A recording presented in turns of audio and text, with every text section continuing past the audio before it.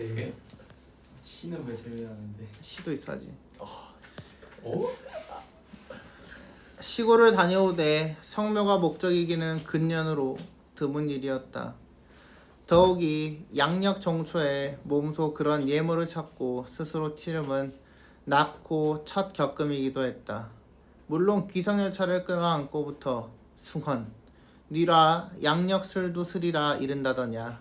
산것들이나 외놈 세력을 아는 배비여 세모가 되면 한두 군데서 들어오는 세찬을 놓고 의례건 꾸중이시던 할아버지 말씀이 자주 되살아나 마음 한켠이 결리지 않은 바도 아니었지만 시절이 이러매 신정 연휴를 빌미할 수밖에 없음을 달리 어쩌랴 하며 견딘 거였다.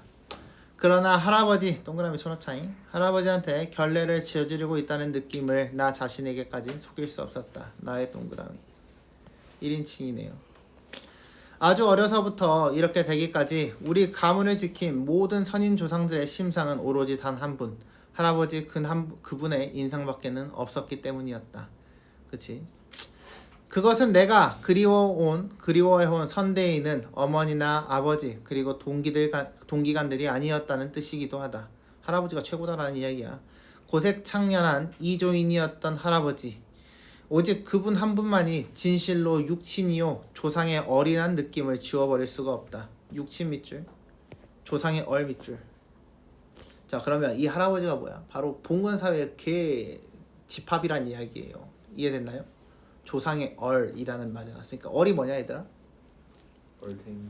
아니야. 얼이 뭐야? 말로 표현하기 너무 힘든데. 의식 이런 거라고 생각하면 돼요. 조상의 의식. 그렇죠?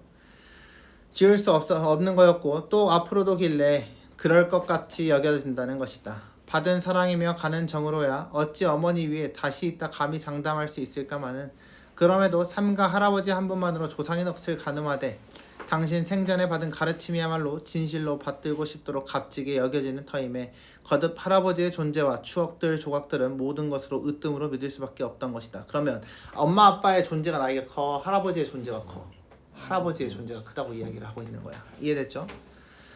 초사한 날 기중 봄비지 않을 듯 싶던 기차로 가려 탄 것이 불찰이라 하게 피곤하고도 고달픈 고향길이었다. 고향길의 밑줄. 그래서 화자는 지금 뭐하고 있다? 고향길을 가는 중이다 라고 보시면 되겠습니다. 고향길을 가는 길이었다. 한내읍에 닿았을 때는 이미 3시도 겨워 머자나 해걸음을 만나게 될 그런 얼음이었다. 열차가 한내읍 머리밀치게도 한 갈머리 모퉁이를 돌아설 즈음에 차창에 빗방울까지 그어지고 있었다. 빗방울도 체크. 비도 오고 있대요. 예전에 없던 푹한 날씨기에 눈을 비로 뿌리던 모양이었다. 푹한 날씨. 겨울인데 어떻다? 따뜻했다라는 이야기야. 그래서 눈이 아니라 비가 오고 있다라고 이야기를 하고 있죠. 겨울비를 맞으며 고향을 찾아보기도 난생 처음인데다 정두고 떠났던 옛 산천들이 돌아보이자 나는 설레기 시작한 가슴을 부접할 길이 없었다. 설레기 시작할 줄. 나는 고향에 오는 설레임을 가지고 있다. 그 이유가 뭐다? 고향의 할아버지 때문이지. 나는 한동안 두 눈을 지릅뜨고 빗발무늬가 잦아가던 창가에 서서 뒷동산 부엉제를 감싸며 돌아가는 갈머리 부락을 지켜보고 있었다. 부락의 밑줄. 부락은 마을이란 뜻입니다. 마음이 들뜬 것과는 별도로 정말 썰렁하고 울적한 기분이었다. 썰렁하고 울적한 기분 밑줄. 내 살과 뼈가 여문 마을이었지만 옛 모습이 제대로 지켜지고 있는 것이라곤 아무것도 없단 것이었다.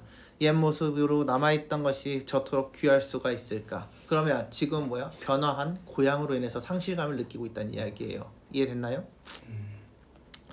그 중에서도 맨 먼저 가슴을 후려친 것은 왕소나무가 사라져버린 사실이었다. 왕소나무 밑 동그라미. 그럼 이 왕소나무가 바로 뭐다? 나에게 어떠한 큰 의미가 있는 고향의 버팀목, 지지대 역할을 했다라고 보시면 되겠죠.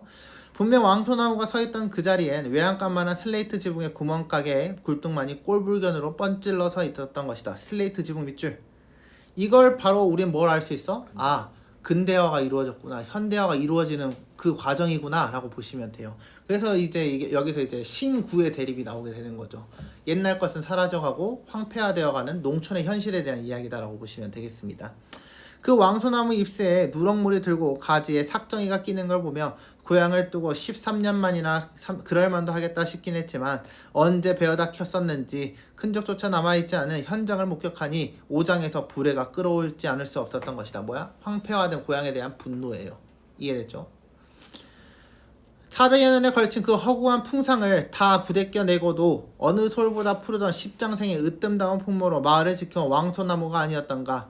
내가 7살 나 천자문을 떼고 책시시도 마친 어느 여름날 해 설핀 석양으로 잊지 않고 있지만 나는 객가 제방도까지 할아버지를 모시고 나와서 온 마을을 쓸어삼킬 듯이 쳐들어오던 바다 밀물을 구경한 적이 있었다. 뭐에 대한 이야기야? 과거 회상에 대한 이야기야. 과거 회상 체크해주고. 댕긴 물새떼와 갈매기들의 울음소리가 석양노래 가득 떠있는 눈부신 바다를 구경했던 것이다.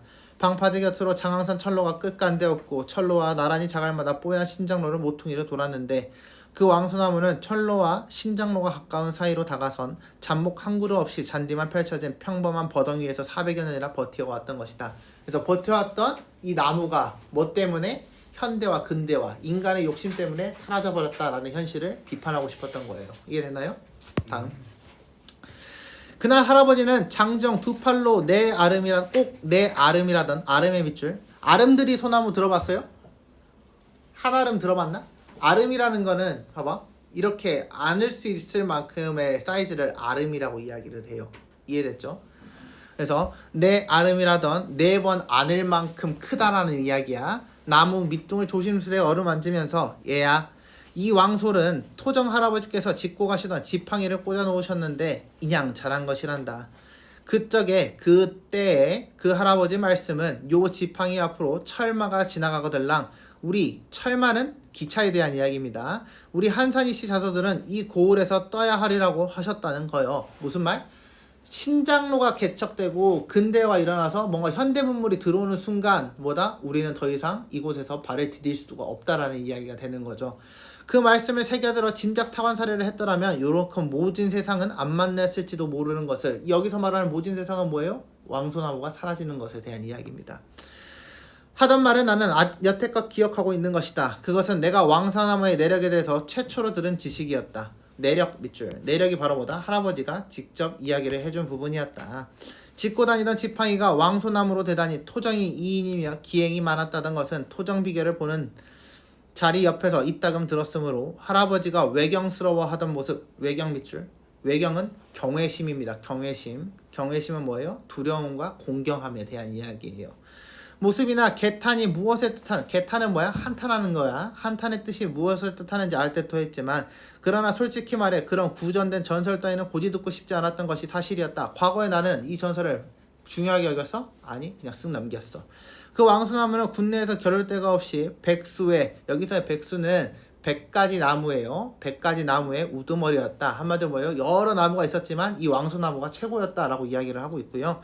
그 나무는 이제 자취도 없이 사라져버렸으며 나는 우리 가문의 선조 한 분이 그토록 우려하고 경계했다던, 그러나 이미 40여 년 전부터 장항선 철로를 핥아온 철마를 탄 몸으로 창가에 서서 지호지간에 그 유적지를 비껴나가고 있었던 것이다. 여기서 유적지라고 표현했던 건 뭐야? 더 이상 나무가 없기 때문입니다.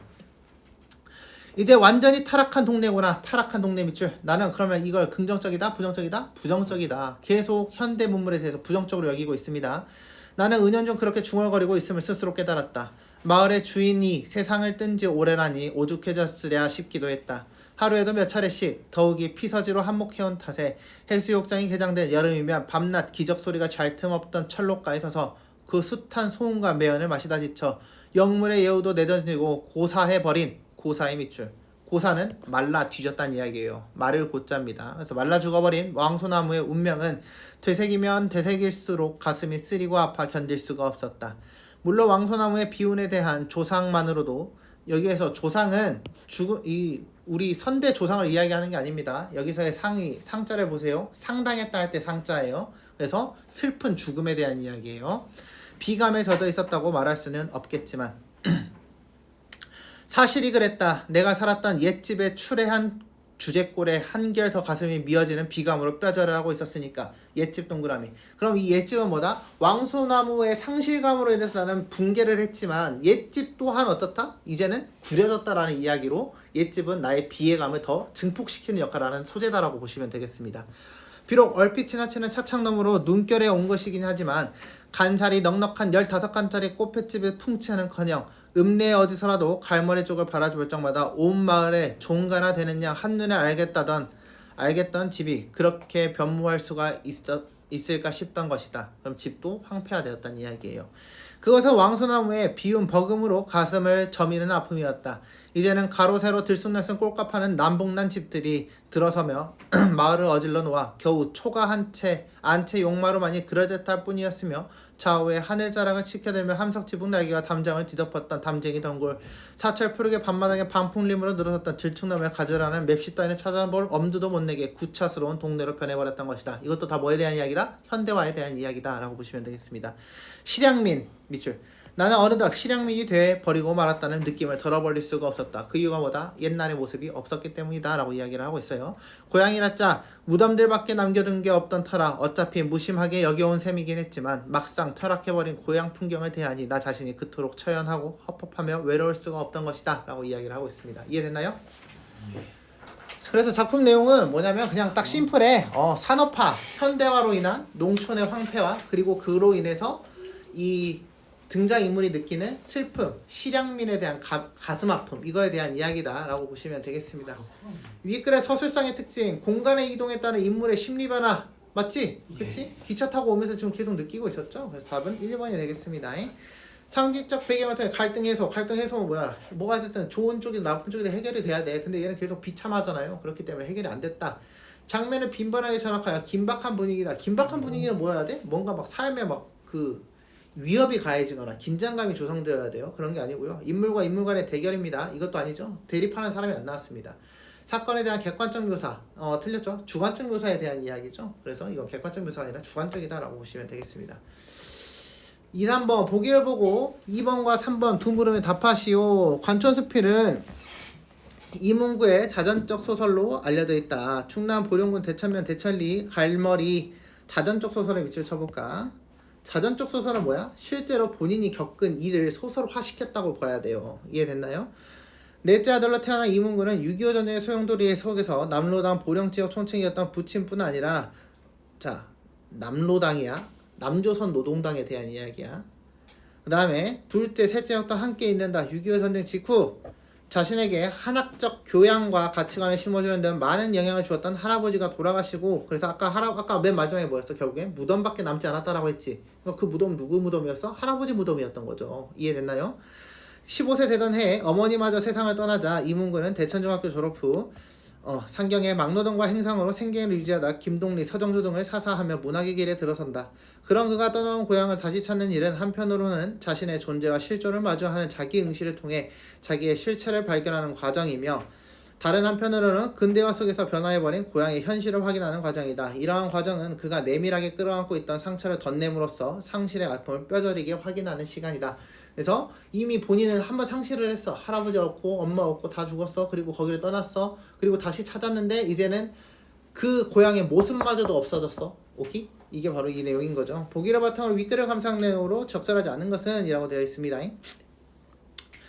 나아가 성묘를 목적으로 귀향하는 것은 고인이 된 부모와 동기간을 비롯한 할아버지의 묘소를 찾아보기 위해다. 맞는 말이죠? 할아버지 죽었다 했으니까 1번 맞고요. 귀성열차에 오른 나가 할아버지의 결례를 저지른 느낌을 갖는 것은 생전 할아버지에게서 많은 가르침을 받았기 때문이다. 그치? 맞는 말이지. 나아가 우리 가문을 지킨 선조들 중에서 할아버지만 생각하는 것은 다른 누구보다 할아버지가 자신의 각별한 존재. 아까 이거 본문 내용 설명할 때도 이야기를 했어요. 엄마 아빠보다 할아버지가 훨씬 더 많은 영향을 미쳤다. 나가 할아버지에게서 들었던 토정 이지함의 후손들에게 해줬던 예언의 내용은 6.25 전쟁의 와중에 발생했었던 집안의 비극을 환기한다 라고 되어 있죠. 이거 맞아요? 아니죠.